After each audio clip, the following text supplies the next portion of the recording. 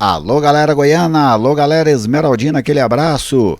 Neste vídeo eu quero fazer uma reflexão, algumas observações sobre esse pleito, sobre a eleição para o Conselho Deliberativo do Goiás e o peso disso no passado e no futuro do Clube Alviverde. Bem-vindo ao jornalismo esportivo do século XXI. Bem-vindo ao Futebol 62. É sempre muito bom contar com a sua audiência, é sempre muito bom tê-lo por aqui. Se você ainda não é inscrito no canal, te convido a se inscrever. Deixe o seu like, é uma maneira de prestigiar o nosso trabalho. Fique muito à vontade para fazer o comentário, fazer a sua observação, concordando comigo, discordando, não importa. O que vale é você se manifestar de maneira plena, de maneira completamente independente. Tudo bem? Este vídeo tem o oferecimento da Lutei Magazine, a grande loja da região norte da capital. Na Lutei Magazine você encontra moda em geral, utensílios para cama, mesa, banho, papelaria, bijuterias e calçados. A Lutei também está presente no Instagram, @Lutei Magazine. O WhatsApp é o 99402-7562. O ex-presidente Paulo Rogério Pinheiro registrou a sua chapa à presidência do Conselho Deliberativo do Goiás, correto? Paulo Rogério Pinheiro vai ser chapa única e eu vou explicar por que na sequência. Ele tem nomes na vice-presidência, nomes tradicionais dentro do Goiás. Wagner Vilela, que era presidente do Goiás quando o clube foi vice-campeão da Copa do Brasil em 1990, também quando o clube conquistou o até então inédito tricampeonato goiano no ano de 1991.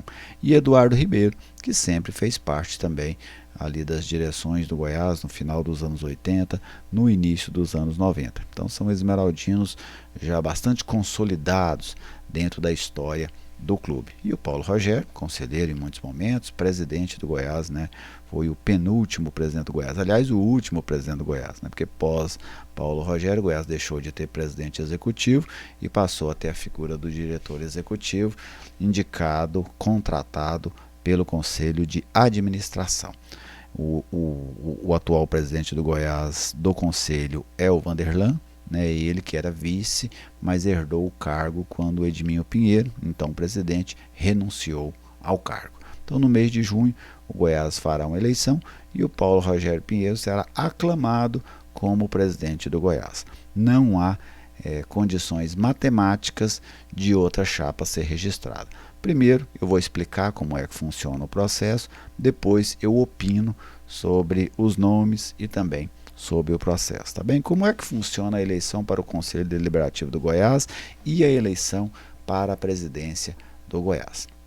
A eleição para o Conselho Deliberativo, o Conselho Deliberativo é quem escolhe a presidência, a diretoria do Conselho Deliberativo, ok? E escolhe também a presidência votando, do Conselho de Administração.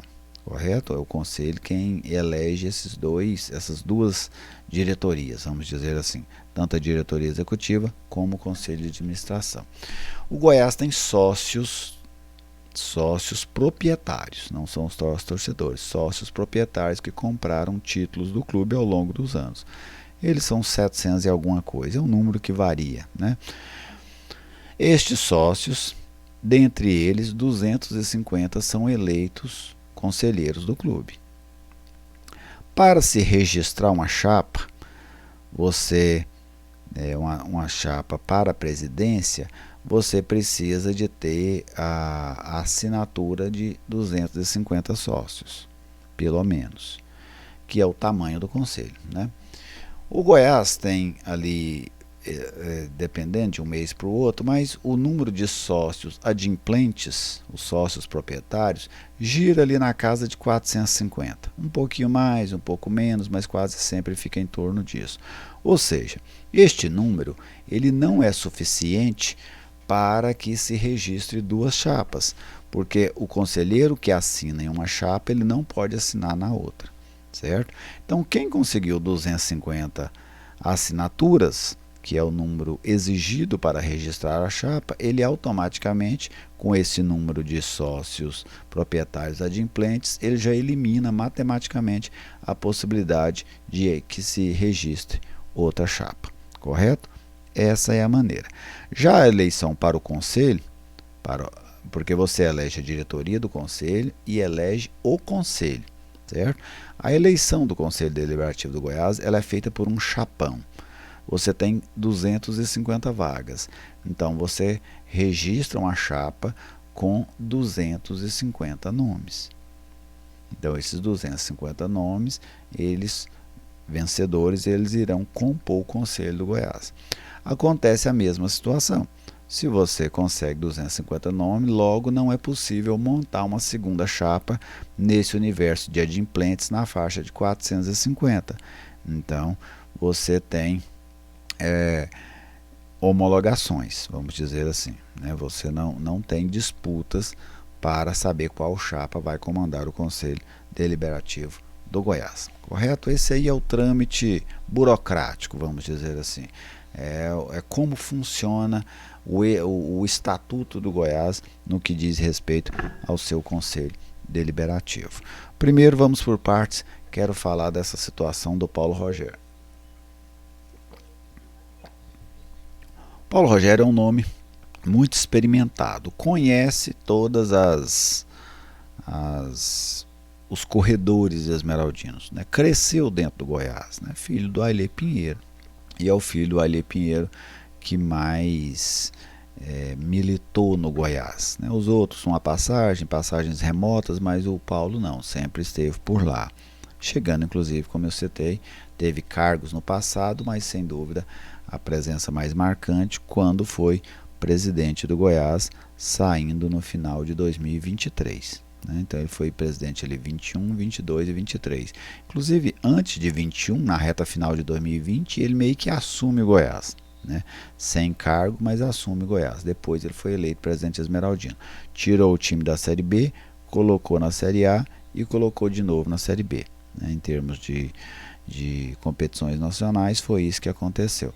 O Goiás subiu em 21, manteve-se em 22, caiu em 23. Tudo isso sob o comando do Paulo Rogério Pinheiro.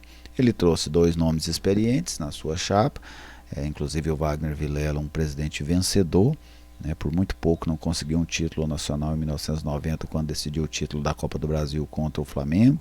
Em 89 ele foi semifinalista da Copa do Brasil também e conseguiu o até então inédito tricampeonato goiano entre 1989 e 1991. O Goiás nunca tinha sido tricampeão e foi tricampeão com o Wagner Vilela. Wagner Vilela, mais uma das indicações do Ailê, que presenciou o Goiás, né, que presidiu o Goiás nos anos 90 e também nos anos 2000, outros foram escolhidos. Então, é uma chapa de esmeraldinos autênticos, né?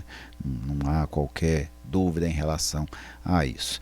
Desde que Paulo Rogério decidiu que seria presidente do Conselho Deliberativo do Goiás, era nítido e notório que ele seria presidente do Conselho Deliberativo do Goiás. Né? Não havia qualquer possibilidade política do grupo da chapa de oposição, liderada pelo ex-presidente também Sérgio Rassi, sequer registrar a chapa.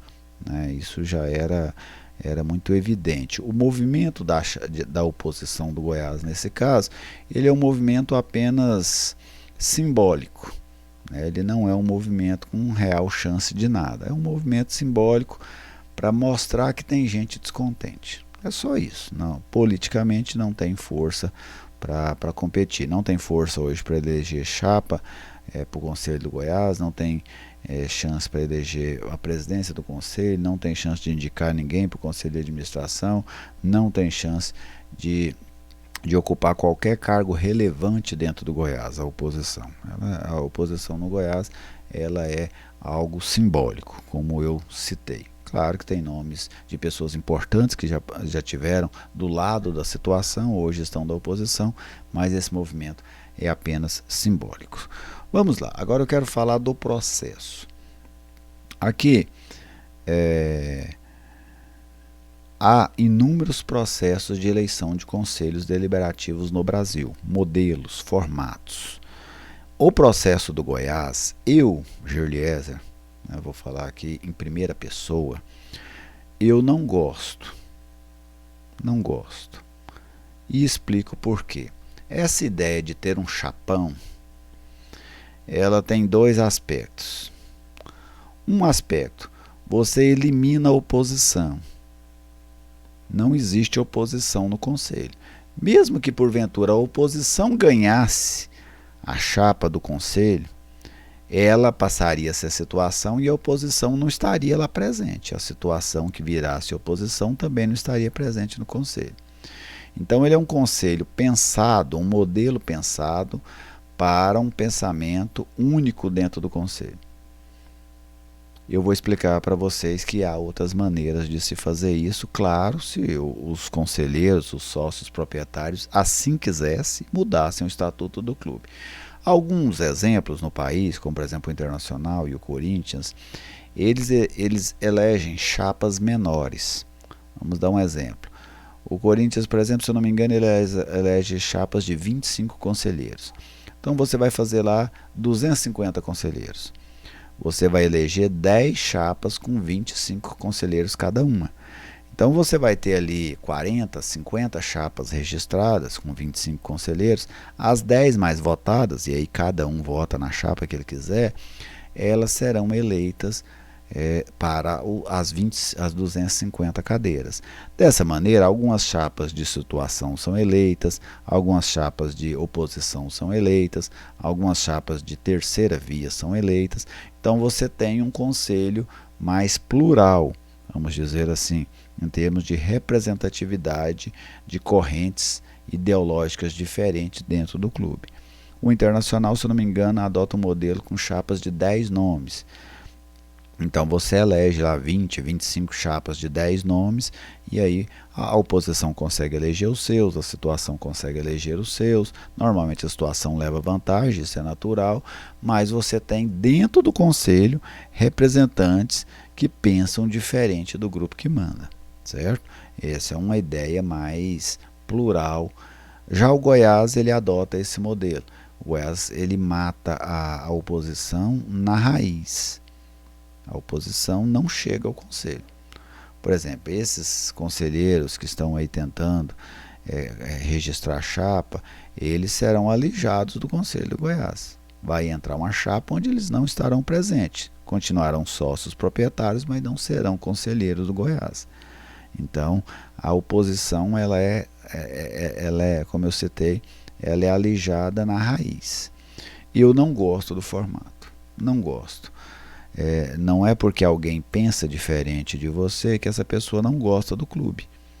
Você vai ter pessoas no Goiás que têm um pensamento conservador, você vai ter pessoas no Goiás que têm um pensamento mais progressista, você tem um grupo de conselheiros que pode pensar que o Goiás tem que investir mais na base, outros pensar que o Goiás deve investir mais fora, alguns pensarem que o Goiás deve concluir a Serrinha, outros pensarem que não deve, alguns achar que deve jogar na Serrinha, outros no Serra Dourada, alguns que queiram acabar com essa figura do conselho de administração, outros que não queiram. Ou seja, você pode ter divergências de pensamentos dentro do conselho.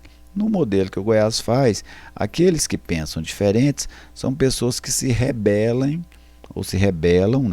rebelam durante o processo, certo? Ela é eleita lá naquela chapa de 250 pessoas, lá na frente, por um motivo ou outro, ela deixa de compactuar com as ideias do grupo. E aí acabam se rebelando, como alguns já se rebelaram ao longo da história. Mas são rebeldes que não têm força para nada, para vetar qualquer coisa lá dentro. Tudo que a diretoria do Goiás quis ao longo dos últimos 40 anos foi aprovado. O que é que alguma diretoria do Goiás quis nesses 40 e tantos anos, sob o domínio da família Pinheiro, que não foi, que quis se reprovar, que deu conta? Nunca deu conta. Então essa é a questão. E para mim a oposição do Goiás, ela erra muito quando ela fica mirando os cargos. Quando tinha eleição para presidente executivo, tentava lançar a chapa, não dava conta. Eleição para presidente do conselho, tenta colocar a chapa, não dá conta porque matematicamente não é possível.